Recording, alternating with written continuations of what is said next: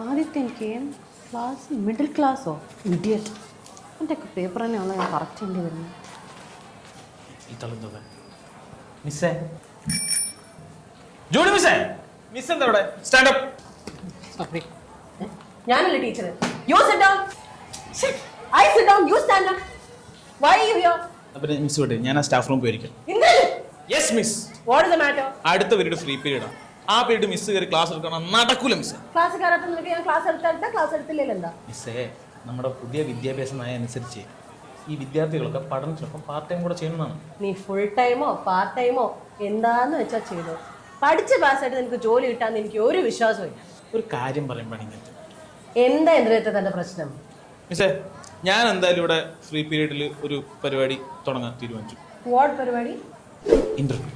എടാ പഠിച്ച് പാസ്സാത്ത നീ ഏത് ഇന്റർവ്യൂവിന് പോയിട്ട് എന്ത് കാര്യം? ജോലി കിട്ടൂല.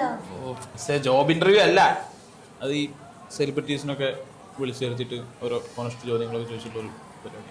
സെലിബ്രിറ്റീസോ? ഇവിടെ ക്ലാസ് റൂമിലോ? അതെ. നടക്കില്ല എന്തിനത്തെ? നടക്കില്ല നടക്കില്ല നടക്കില്ല. ഞാനില്ലാതെ ഈ പരിപാടി നടക്കില്ല.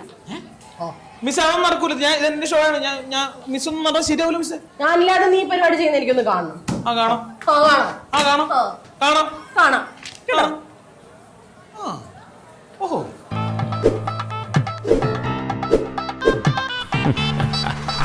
കാണാം.